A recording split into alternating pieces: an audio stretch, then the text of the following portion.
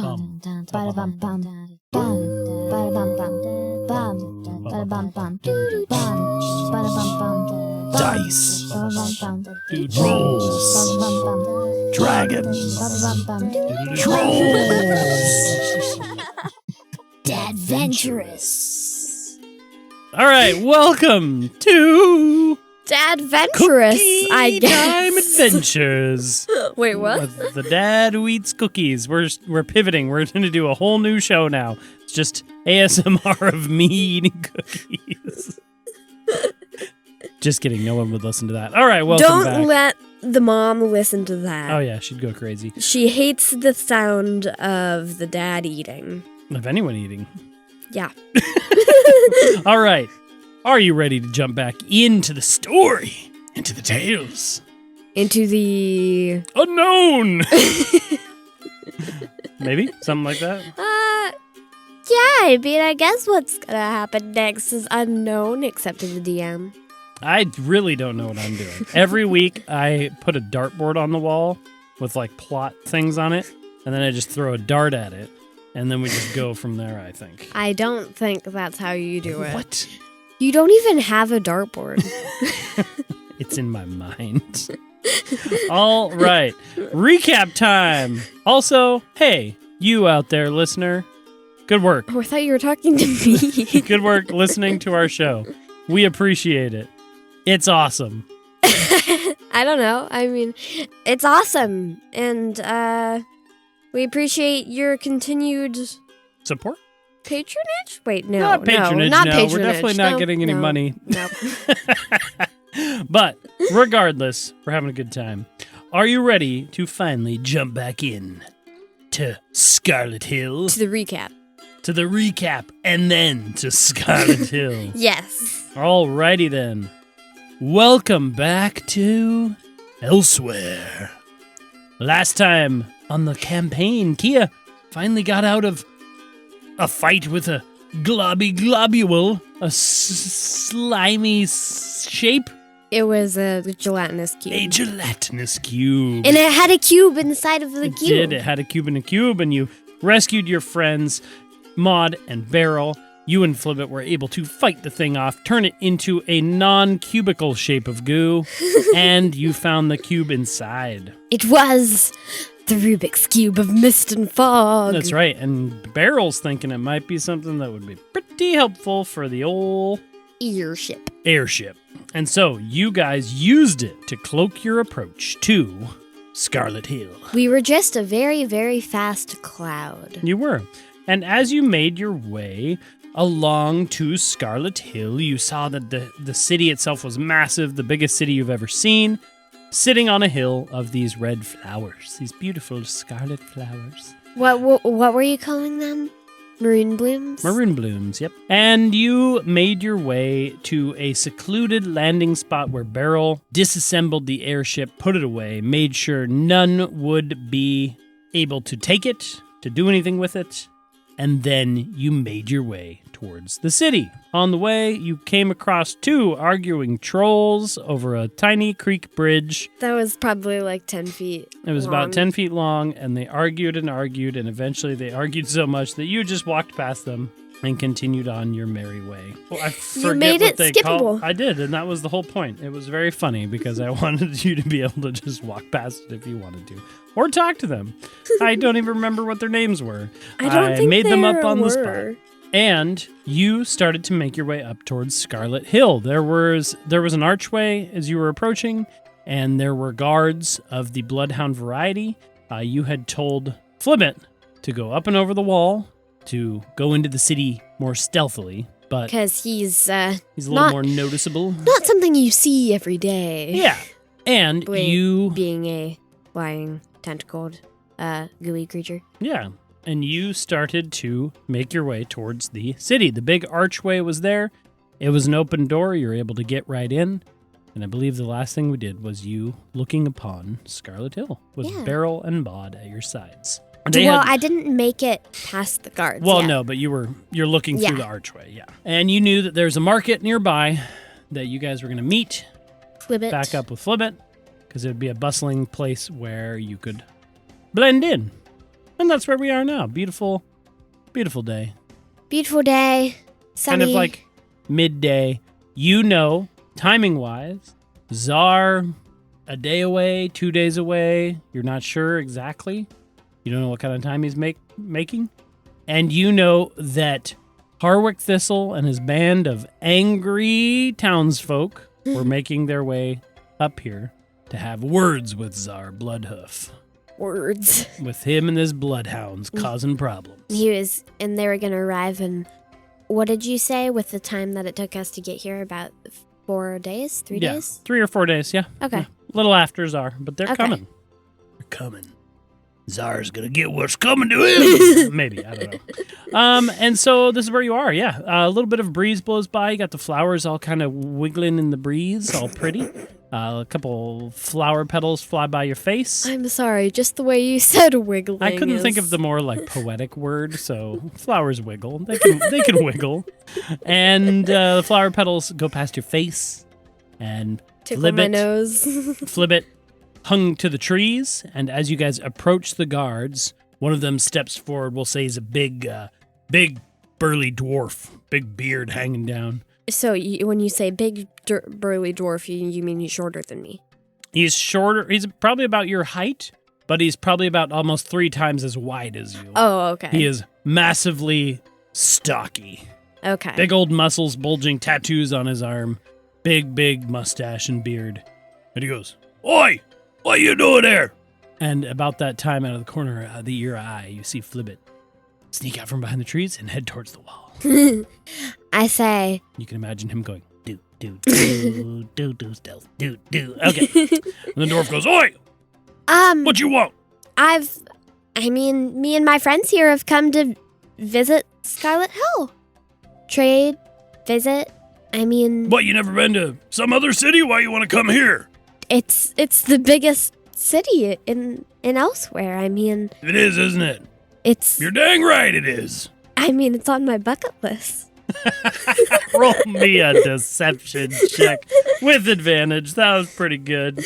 I think Beryl and Maude are smirking next to you. And you probably see Maude shake her head with a smile. A deception check? Yep, with advantage. With advantage. Okay, that's good because I have a +0 for a 10. Well, he rolled a 4. Oh, And he okay. goes, "Well, it is a beautiful city, I will say so myself. Yes, the flowers are very, Red. red. They're very red, yeah, I know. Well, look." And he gets real close to you, and he puts his hands on his hips, and you guys are at eye level with each other, and he goes, I lean down "I'm getting a good look at you. So I remember if you cause trouble." Okay. I'm still looking. And he's looking right in your eyes, and he's counting the whiskers on your face. Just to mess with him, I think Kea moves her ears around a lot, and probably Just wiggling your ears. Like the flowers on the hill. They're wiggling back and forth. just to mess with him. Okay. You see every time your ears twitch, his eyebrows tighten a little bit, his squint, and he goes, "All right, I got you locked in here," and he taps the side of his head. I say, I promise I don't mean to make trouble, really. "Well, you know what they say about promises." What did they say about promises? "Exactly." And then he moves aside, and he goes, "All right, let him through. I got him locked in." And he says that to the other guards, and one of the guards rolls his eyes. I walk through. And you guys are greeted by a massively bustling city. You already heard the voices, the shouting, crowded streets, and right out of the gate you notice something very interesting, which is that by the doorway to the city is a guard standing next to what appears to be a scraper. And as you walk through the city, you notice that the guard is standing there, crossbow across his arms, gives you one of those head-up nods. I nod. And next to him is a scraper just sitting still. It looks like it's kind of upright on 2 legs and 2 arms. It's got a shield in one hand, and it's just got a bladed hand on the other. Oh. And it's just kind of rotating its head back and forth. and it's standing there as sentry. I think Kea, Oh, yeah. being the curious ramager that she is, would probably walk over to the garden. All right. And she's going to say, Maude's, as you go, she's like, Kea, what are you? And then you're walking. It's a thing. And It's a thing? it's a thing. Okay. You walk over, we'll say this guard here is tall, elven woman. She's standing there, and she's got an eye patch. I say, Hello? hello. I'm sorry, miss, I've never visited Scarlet Hill before. I've just noticed, is that Scraper, I mean, is it with you? Is it? She looks down at the scraper, and she goes, yeah, that's mine. It's here to help me keep an eye on things. She says with her one eye as she looks at you. I'm covering an eye in real life for immersion. Yeah, for immersion. Forgive me for asking. I'm very, very curious about this. How is it not, I mean, Hey, I'm just a traveler, but you're forgiven. But I'm not going to answer any of your questions. All right then. Well, That's bloodhound business. Now move yes. along. Well, have a nice day. Hey. Guarding things. Hey, got my eye on you. She's really creepy. You're loving this, aren't you? Why not? And you meander on your way. Maude and Beryl are like, what are you doing? It's interesting. I know, but I didn't know that was going to be a thing. And Maude goes, look. We just got to get in the city. Stay out under the radar. But you're right. That's bad. That's something interesting. I didn't know they were controlling scrapers. Exactly. Like It's a that. thing. Well, I know, but we need to be careful. Yeah. So I'm posing as I think the idea right now is that all of us are kind of just a group of travelers. Right. We're not me, you and me, Maude. We are not rummaging. We're Don't not even say the word. We're not searching things. Okay. We are just travelers who have always wanted to come to Scarlet Hill. Okay, It's okay, just I can do it. Well, let's try not to talk so many guards. Yeah. And let's get to the market. And Beryl goes, yeah. It's this way. Iron Market, it's called. Oh. Wait. Do they like sell metal there or something? They sell basically everything. Ah.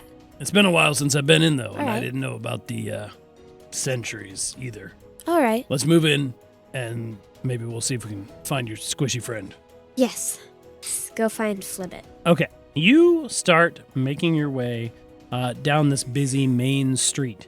You know, kind of like Athon, there's kind of this main strip and then a huge market square. The streets already, they're crowded with businesses. There's a lot of exotic like shops and stores. City is kind of divided into districts a little bit, but this is kind of the market area. And you know, just kind of based on looking at it, that you're passing by bloodhounds in that dark red leather armor. And then you see them guarding some buildings, and you see them walking along in various places. You see them at one point going up to a business and kind of pushing the door in and pushing around one of the owners. And they're talking about protection money.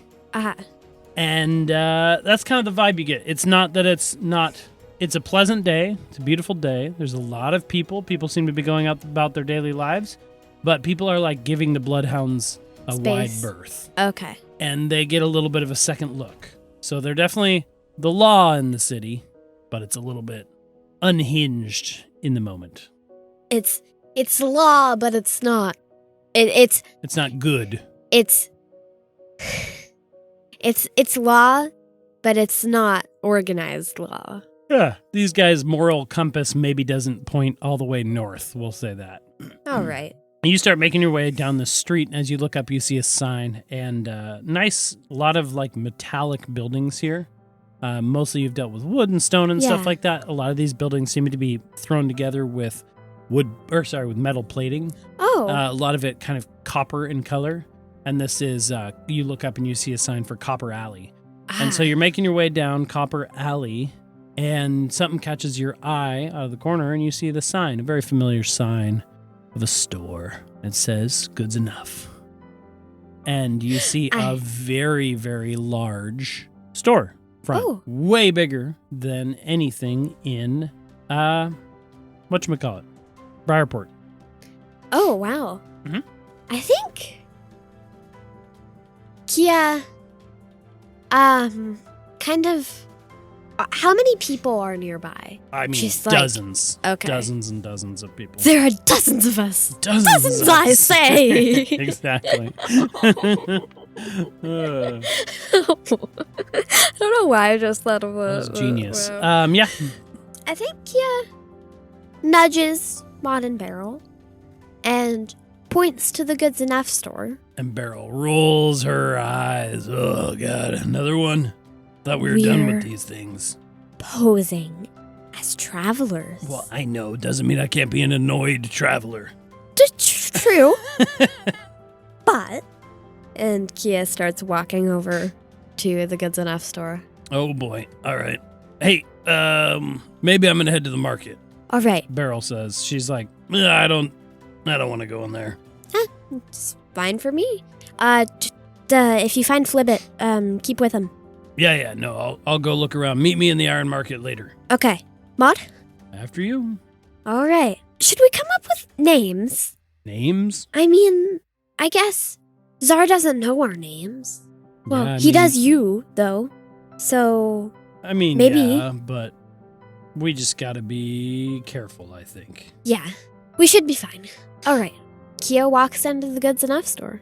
You walk into the massive white building, white pillars outside, very white, big open doors, and you see there's a crowd of people in here already. Oh, And, it's midday, and there's so much stuff on the walls. It is impressive, to the point where you're starting to realize that the amount of the amount of past world artifacts that are in here yeah. is like through the roof. This Oh. rivals like anything you've ever seen in terms of quantity in one place. Wow. Like more than Gunther's shop, more than the Goods Enough in Briarport, all that stuff. Greta's Goods, anything you've seen, this place stocked to the brim with things pushing off a magical aura. Wow. Who's working the counter? And so you come in, and there is a small gnomish woman sitting behind the counter. She has pink hair. Oh. Straight up like Frankenstein's bride. And she has glasses on her face. And she kind of perks up at your arrival, and she hops down off a stool and comes over to you, and she's shorter than you. Her hair, however, does go up taller than you. And so she looks like a little troll, one of those troll toys. Oh, wow. And she goes, "Hello, welcome to Goods Enough.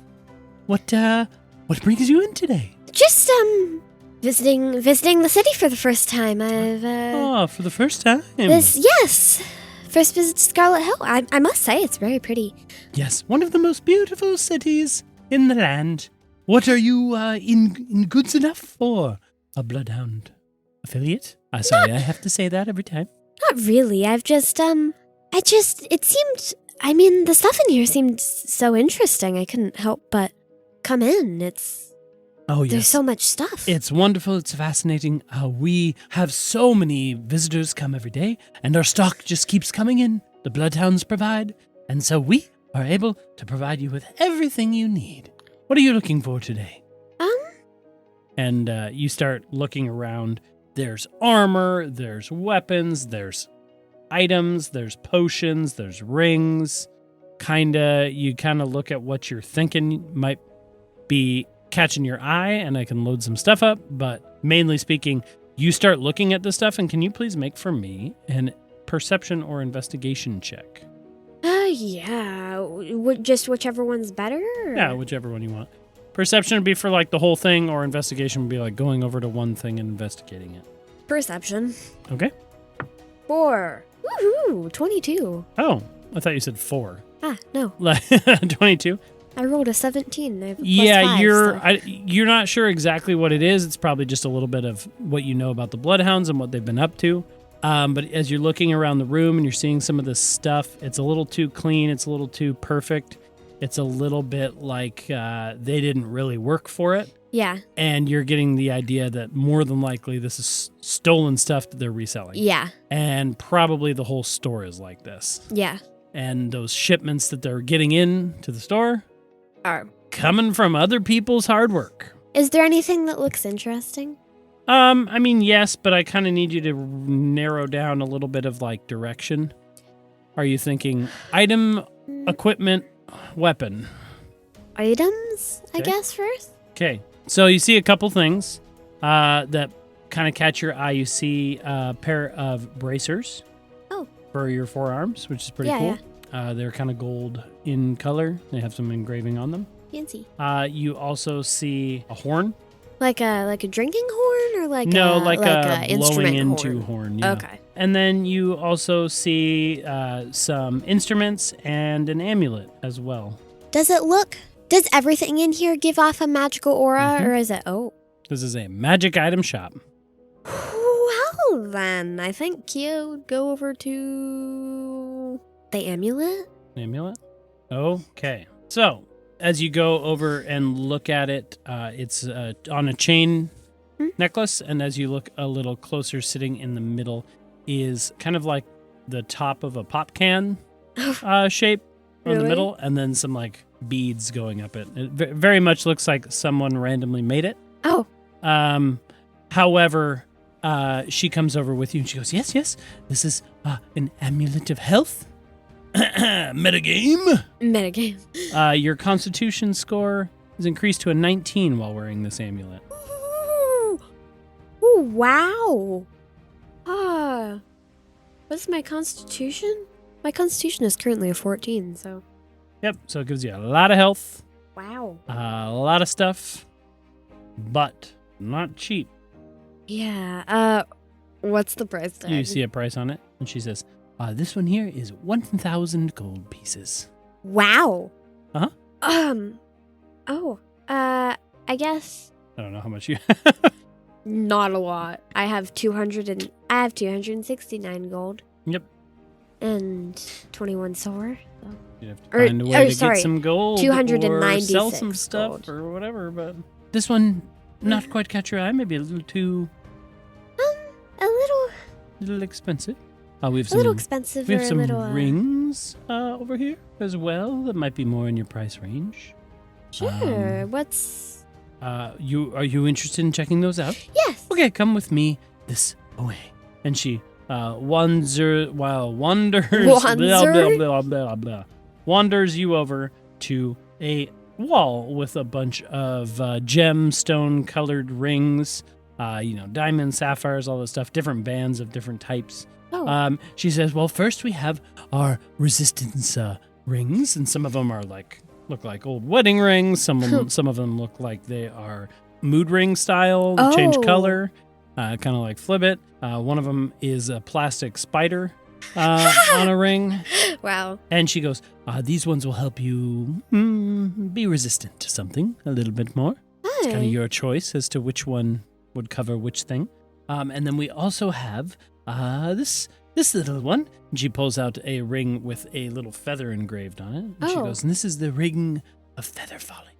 And what is that exactly? If you were to find yourself falling and didn't want to be hurt, this one would help you fall softly. So, you wouldn't... if you were falling from, say, a cliff or a ledge or something. Yes, or a tall tower. Or a tower, Yeah. you wouldn't get All you have hurt to when do you is- hit the ground? All you have to do is think about using this ring, and you will float softly to the ground. Well, that's interesting. Yes, it's quite nice. What's the price tag? The price tag on that one is 200. That one's in my price range, barely. Mm-hmm. I'd have 96 gold Mhm. afterward. Wait a minute. Also, I think Beryl's gonna come over to you. Oh. Or no, Beryl, what's up? Oh, wait. Why does it say... Oh, it converted them to platinum. So I actually have 328 gold pieces. There you go. Okay. There's also armor if you want to look at it before you make a decision. That sounds good. I think I'd buy that. 200, you said. 200 gold. A ring feather falling, which should be a real item, so you can just get... Yes, probably. I just wanted to ask one more thing. Yes, of course. Do you take non-magical items? Of course, we are in the business of trades and things like that. Well, would you mind if I sold some stuff to you? What do you have in mind? Two short swords. I'm Okay. a bit of an adventurer, and then I guess I want to sell my 2 short swords and my old leather armor. Yes, she goes, well, I think for all that I could give you 14 gold. Yes. Yeah, it says the total, they each of those items cost 10 gold. Yeah, so. but they're used. And Yeah, all that. yeah. Yeah, so she 14. says 14 gold. Oh, yes, here you go. And she hands you a 14 gold Yay. clips. 14 clips. And I forgot that we use paper clips, honestly. Don't tell the audience. Sometimes I forget things. The world is fantastical and well thought out, and I definitely remember everything all the time. Yep. Okay. Maude kind of pulls you aside, and she goes, okay. Did you get your ring? Yep. All right. Do you think we should get a move on? Yes, we should. Okay. Thank you. Thank you. Toodaloo. And she goes back to doing the books. As you kind of turn around to leave, you didn't really notice it before, but now that you're kind of turning around and going the other way, there are 2 bloodhounds flanking the sides of the door of Goods Enough. Oh. Armed up. One of them looks like he's wearing football pads and a helmet, and his gear, he doesn't have a weapon, but he's definitely got gear that is putting off a little bit of a magical vibe. Wow. And the other guy has some magical stuff too. They are guarding this shop well. Okay. Scene. And you can see as you turn around why Maude was a little bit nervous. Okay, I see. And she goes, all right, let's get to the market. Yes. Okay. Let's get back to Beryl. Also, I got a cool thing. I did. I see that. That's quite cool. I think I was curious about some things in there, but not right now. Yeah. Okay. And Maude leads you out of the Goods Enough store. And as you are leaving, you see that big sign again that says, not just goods, but Goods Enough. Their Bloodhound Affiliation Corporation. Something like that. Wow. And you make your way out to the street. Okay. As you are going through Copper Alley, you finally come through a big opening, and this market square is massive. Smells assault your nose that are both good and bad. Lots of people, lots of sweat and grime on this kind of day, but also like delicious smelling foods. Sounds like a strange You're mix. starting to smell something that you haven't smelled in a while since Wander Wharf anyway, which is a lot of cooked fish. And as you kind of look through Market Square and beyond, there's a massive, massive towered structure in the back of the city and flying many, many big bloodhound flags, one of them with a very big Z through it. And is that City Hall? And Maude goes, I'm guessing so, or some sort of government building. And then kind of down that way, too, you see seagulls, you hear the sound of water, you know that the north end of Scarlet Hill is a coastal anchorage. It's the northern shore of Elsewhere. Northern shore of Elsewhere, exactly. Eventually, you're looking around, and you spot the very familiar silhouette of Beryl, because she's just so tall, such a tall half-orc. And she's looking over a vendor stall that is selling potions. As she would. Is Flibbit nearby her at all? You don't see immediately. Okay. I think Kea would start casually walking over to the market in Beryl. Okay. Maude's right on your tail. Maude's like picking up some items on occasion. She's kind of doing that same thing you are, trying to be a little bit more ambiguous with her role, that kind of thing. Yeah. She is following behind you. In fact, she kind of, I wasn't going to say, she kind of backs off a little bit. So she's not immediately next to you. Yeah. And you guys are going through. Can you go ahead and roll for me a dexterity saving throw? Wait, what? Yeah, just real quick. Now I'm scared. Saving throw? Mm-hmm. Well then, that's an 18. Yeah, so you start making your way through this crowd of people. And you get bumped a little bit side to side, and then you kind of start making your way towards Beryl, and suddenly a flash of red leather armor as a bloodhound kind of is hustling by at a brisk walk Oh, and almost shoulders you, like out of the way, but you are able to slide yourself sideways a little bit, and he doesn't notice you or do anything about it. But he's kind of rushing towards where you came from, towards the front gate. And then Beryl leans over a person next to you, and she goes, "Hey, be careful. A lot of people. yeah. Come on over." Big city. Yeah. And she pulls you and Maude kind of behind the vendor stall so you guys can talk first. So, have you seen Flibbit? Unfortunately, no. I mean, I don't really know what our plan was once he got over here. But there's a lot of people, and it's going to be hard for him to stay unnoticed. Yeah, I don't really know. He should have been able to see it. It's pretty obvious. And Kea looks around. There's a huge square with a bunch of people in it. Yeah, Maude's like, "Do you think he would have stayed out of sight? You think he's still somewhere else?" Maybe. I saw him go towards the wall. Yeah, he definitely went up and over the wall. Well, for now, we just need to figure out what. How do we need to do this? Are we going to separate? We're trying to find, what, Czar? We're trying to find my grandfather and the rest of them, and I guess wait for Czar to show up. So we gotta figure out, are your people here? Are they taken prisoner? What do we know? I mean, the portals went north. Right, some of them To went here. north. Yeah, some of them went So- north. So in theory, they're here. Yeah, We just don't know in what capacity. yeah. Beryl goes, "Well, we should probably fan out, try to find Flibbit first, Yeah. and then we can go from there." Would I've been able to guess where he would be if he had gone straight over the wall, where he would be in the city-ish? Make a perception check. Like what location at the wall? Yeah, that he went over? you're just kind of getting an idea of how to translate that to like where you are now. 19. 19, okay.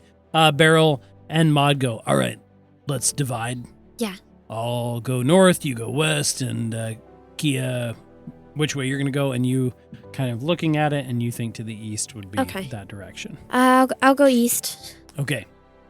We'll meet back here in, half hour? Yeah. Okay, back here, half hour. Just back behind. Yeah. Here? By the potion vendor. Okay. That's fine. And Right. you guys disperse, and you are able to kind of head that way. You're looking at the sky, the sun, the kind of direction, and you're feeling pretty confident about the fact that east here is probably where Flibbit came over the wall. Okay.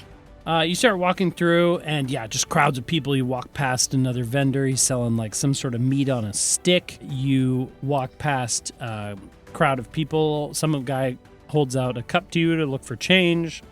Just all walks of life. Okay. You walk past a couple dragonborns that are like playing cards at a little corner table, and one of them kind of gives you a little like steam coming out of his nose as he passes by. Just a whole plethora of figures here. All right. A lot less organized than Athon was. Athon was very much you have the organized big city, and then you have the big city. Yeah, and this one is like there's so much going on. There's so many people that it'd be hard. The other thing you see is a lot of little stalls with past world tech. Oh. Or past world pieces, kind of like what Callie would do. Like- Lots of things. You got a guy, he looks at you and he's got almost no teeth left, and he goes, "Hey, Missy, you want some past world stuff? I got a watch here that'll make you move through time." And you can tell there's nothing magical about it. Yeah. He says, "Or this boot that if you wear it on your head, you can see into the future." No, thank you. Oh, you're lost. And then he puts the boot on his head. Is there anything magical about the boot? Absolutely not. Yeah, he that's is what I just thought. being a guy. You finally kind of walk over towards the edge of the market to the east. Can you please, for me, roll another perception check? Great, an 8. Okay. You keep walking along, and you kind of come out of the market square, and you see another sign up there above your head. This one is called Harbor Way.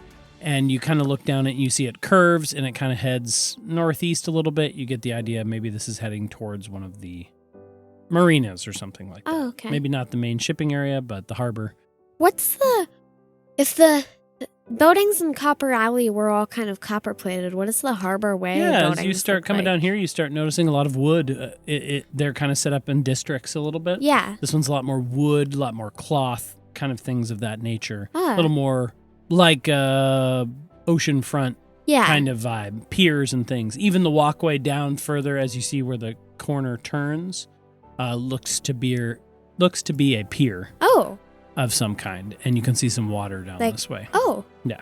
Pretty. But it looks like there's a rock and it curves, so you can't quite see. So this is Harbor Way. You're kind of looking at it, and you see a couple alleyways a little further down, and to the east, you're kind of wondering maybe he's over here somewhere. I think Kea would start strolling down the... Okay. I don't think Flibbit counts as an aberration. Flibbit does count it as an aberration. Really? Flumps are aberrations? Yeah, flumps are small aberrations. Oh. Oh! Then I have advantage on survival checks to track Okay. your favorite enemies, and one of my favorite enemies is our aberrations, Mhm. despite Flibbit being one, as well as intelligence checks to recall information Well, you're about like them. You're like Batman, you know. If Yeah. Flibbit ever gets out of control, you know how to take him down. Just like Superman. Like a secret supply of the flump version of kryptonite. Yeah, exactly. Which is just flapjacks. Oh wow. Yep. And okay, so go ahead and roll your advantage survival check as you kind of make your way out. You've tracked some of Flibbit's like magical essence before, that portal magic that you're starting to kind of tap into by being close to Flibbit. You have been able to learn some new abilities, some etherealness, some misty steppings, things like that.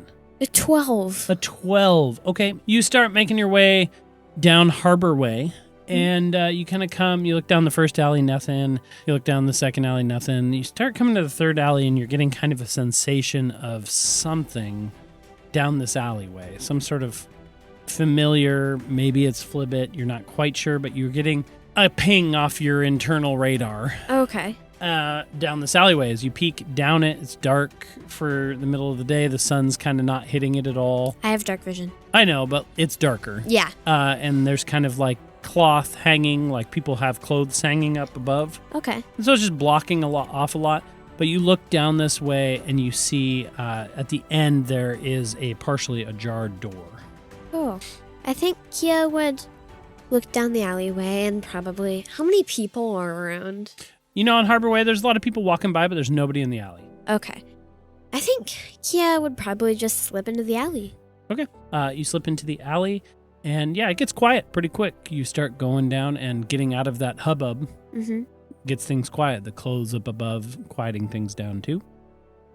And you start making your way down. There's a bunch of doors along the side, but something about that ajar door is catching your attention. Kea would start to probably slink along the wall. Okay, so a little stealth. bit and stealth. Okay, go ahead towards and the make door. a stealth check for me. Ooh, yeah, that is a 21. A 21. Okay. You make your way down the alleyway. No, at one point somebody opens a door to adjust some clothes on the rack, but they're looking the other way and you're able to blend into the wall. And then they go back inside. You go a little further, a little stray normal cat pops out of one of the trash receptacles. I wave. And it hisses at you and runs away.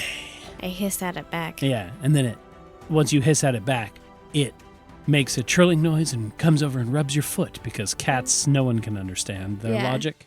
And then I pet it. You I pet it, scruff and then it hisses at you and runs away again. Because cats. Because cats. Yeah. And you start creeping up on this doorway that is open. You start hearing some voices inside, and the voice sounds a little bit familiar. And you hear a voice go, "I don't know what you want from me, but I won't talk. I won't say nothing. I am a fighter." And you can hear Flibbit's voice. You hear a couple chuckles, and then you hear a little voice go, "Yeah, well, this time you're not getting away so easy." And you kind of recognize that voice, too. Can you please make for me an investigation? Oh, no, I think I know who this is. Well, then who do you think it is? Skrick. And you hear a voice go, yeah, and as soon as I figure out where your friend is, we're gonna deal with her, too. And you suddenly, light bulb lights up in your head, and you remember the voice of Skrick, the little goblin They that you sound made so similar. so much trouble for back in Briarport. Skrick really hates me. He does, and he kind of does know who you are a little bit. A little bit. Yep. So, you peek in through the door. Can you please make for me a dark vision perception check? So, 17. 17, you peek through the door. You're I able to have do it Dark vision stealthily. of 60 feet. You so. got dark vision, you peek in, and there's a little warehouse here. Not huge, maybe 100-foot square room. Okay. And in the middle, you see Flibbit, and he is tied up to a weight that's keeping him on the ground. He can't levitate away.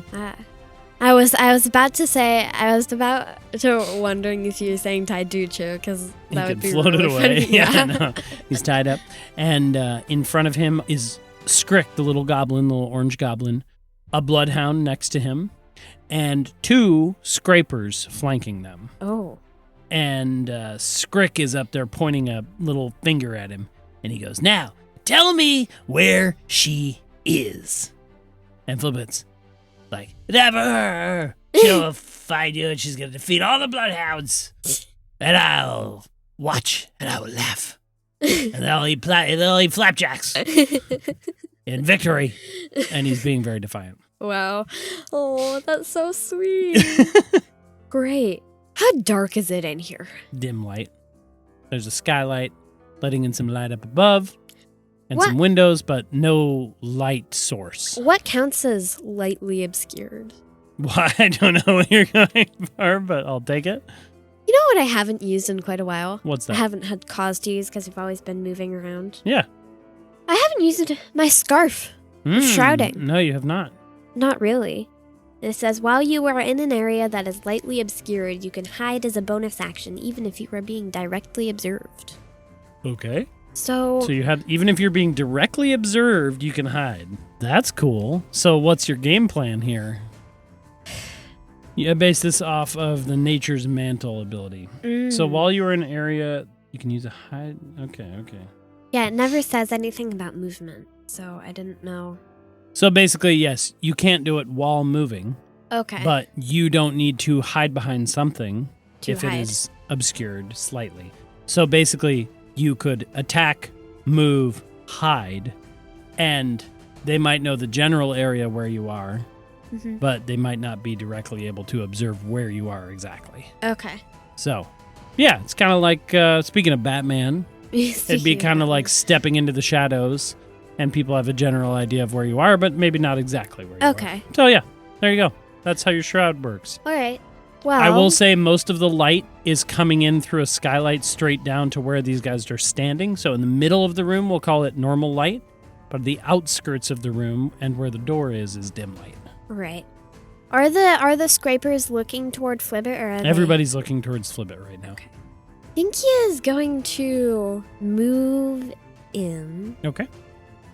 crouching, kind of sneaky. Yeah. And is going to Try to hide. try and hide with her cloak Okay. or hide with her scarf. So you go in there remembering that scarf that Gunther gave you all that time ago. Yeah. You step in there and, you haven't had a chance to use it much, and you are able to put it over your head, put it over your body, and the little bit of past world magic. Can you please go ahead and roll for me a stealth check? Do I get advantage or anything, or is it just? You would get advantage if you were already hidden, but you were not already hidden yet.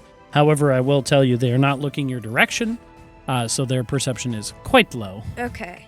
But it's also about making motion. It's also about making moves, things like that. Uh-oh. Uh-oh. I rolled a 3, so I got a 9. Okay. I gotta roll for something real quick. Well, you said their perception is also low, even for I sure passive. did. It was probably a 10, wasn't it? No. So you step into the room and you feel hidden-ish. As you go in, you put the cloak up and you feel yourself blend in. One of these scrapers, we'll say it looks a little bit like it's made of shelving units. And it has a swinging thing in its hand like a mace. Oh.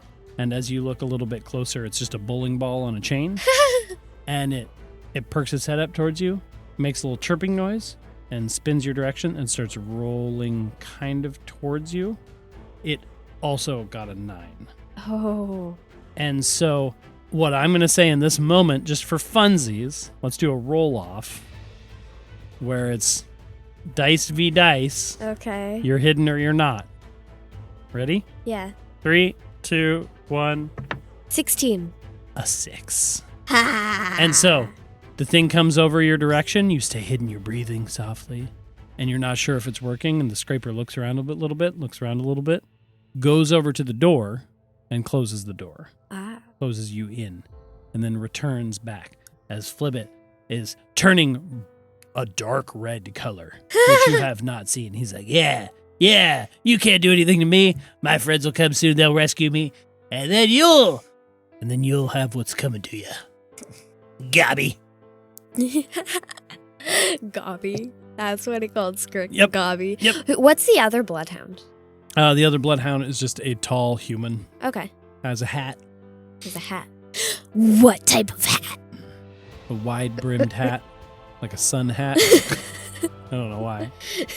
Is it a wide yellow sun hat? Yes, it's a wide yellow hat, and he has glasses.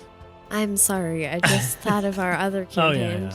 Oh, my character has a wide yellow sun hat that so you're she wears. Effectively hidden. Flibbit is tied up, being mildly tortured. Skrick is not there. Really, though? No, not really yet, anyway. Yeah. So, what's your plan? You are hidden. They would not notice something if something were to happen, potentially. Well, I think... Oh, wow. Can I just do this every turn? I have an action called Planar Warrior. That it says, as a bonus action, choose one creature you can see within 30 feet of you. The next time you hit that creature on this turn with a weapon attack, all damage dealt by that attack becomes force damage, and the creature takes an extra 1d8 force damage from the attack. It doesn't say it resets or anything. In this moment, I'll say that's fine. You're hidden, and you're not moving. But yes, you could do that. Great. And you also have special spells and things, too. Yeah. Before I do that, I want to know. Kea is going to kind of feel with Flibbit there. I think she's going to kind of feel that connection to the extra planar Yeah, that kind thingies. Of planar magic you've tapped into.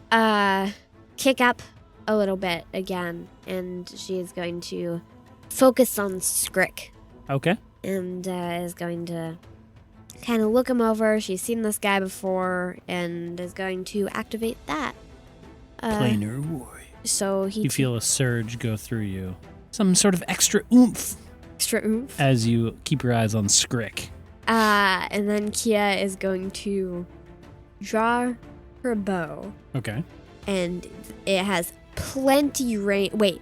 How far away is Skrick, actually? He's in the middle of the room, so 50 feet. I said it was a 100-foot room. I'm going to have to move forward 20 feet. Huh? Are you talking about Scraper Bane? No. For the Didn't it Planar just Warrior. say within 60 feet? Within 30. I think it says 30. It does say 30. So I'd have to move forward 20 feet. Yeah, or you have other things you could do. But yeah, absolutely. Yeah, I think I want to, because they'd still be 30 feet away. That's a pretty big distance. Yeah, I mean, well, it's normal distance. Yeah, it's normal distance. So you bolt out of the shadows. The scraper just returned to looking after Flibbit, and you rush forward 20 feet. Okay. Now, I think keeping that her sights on Skrick, she's going to draw her bow. Okay. And it has enough range to cover this entire room and beyond. So, easily hit. Yeah. And we'll say in this moment, I'm just going to say he has like less AC because he doesn't know you're there. All right. So, let's see. Do people other than rogues get sneak attacks, or is it just rogues? You would get a surprise round. Oh, You don't get special damage, but basically what it is you would get it's kind of up to me a little bit, but basically I would give you a full action and movement. I would say probably Okay. not a bonus action. Yeah, because But in this moment, no one knows you're there, and then we would roll initiative. So this is ahead of initiative order. All right. I think Kea's going to draw her bow, take aim, and try and shoot Scrake in the back. And I believe you have 2 shots, technically. I do. So we'll say you can kind of, in this moment, knock 2 arrows. All right. But only one of them Okay, well, we'll start with will that take. Okay, so first attack. 16 to hit. one. A 16 exactly hits Scrick. Oh, I rolled a As 6. you notice, So, as you let launch, he's wearing a little bit newer armor, has a little bit of a past world vibe to it. And the arrow flies true, hits him straight on, think. and that planar warrior thing So, can activate. You roll damage? all of the damage becomes force damage Okay. because of the planar warrior thing. And then, so he will take 20 force damage. Oh. Just for funsies, do me a favor and roll just a d20. An 11. An 11 with the saving throw that Scrick just rolled and failed. You pop out of the shadows, and right before your arrow hits, you pull your bow back and you get that familiar like creak creak noise of the string, and Flibbit looks up and he goes, "Hey, Scrick, guess what?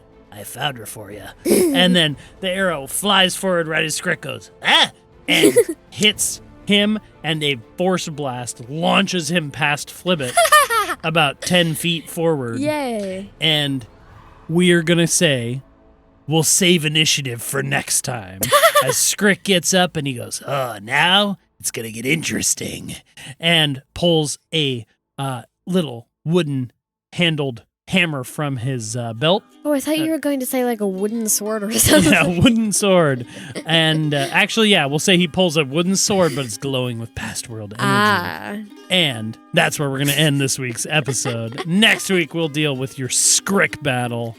You gave me extra effects. Wait, I I did. didn't even do my second attack. Oh. My second arrow. We'll say because it was a prize round, we'll just do that. Yeah. That's great. That's fine. Great. Yeah, you did a lot of damage, and he didn't know you were there, and I like the idea of force damage, like launching Pushing someone. something? Yeah. Alrighty, that was fun. That's nice. Now you get to battle Scrick in the next thing. Again? He already took 20 damage. Not bad. I mean, I have a plus 10 to hit and a plus 5 for damage. That'll do it. Okay. Thank you all for joining us again in another episode. Kea's deep in it now. Scarlet Hill. And I'm fighting on my own. Mm-hmm. Flibbit, so explain to me what this weight is. Is he floating off the ground but tied to the weight? Yeah. Or is he on the ground tied to the weight? He's like floating off the ground, but he's all wrapped up in ropes and he's tied to a heavy weight. So like whichever direction, like a leash, whichever direction he goes, he can't go anywhere. I see. It's just ropes. Yeah. So you could do something about that next time. Okay. And speaking of next time, next week we'll be back with more episodes. So thank you all for listening once again. Leave us a comment, a like, a star rating. Oh wait, we're not a restaurant. I like to think we're I a think restaurant for the ears. What? And we're 5 stars. Dang it. I just suddenly had a vision of a restaurant serving ears. That's disturbing. And on that wonderful note, we will leave you and we will say, see you next time on Dadventurous.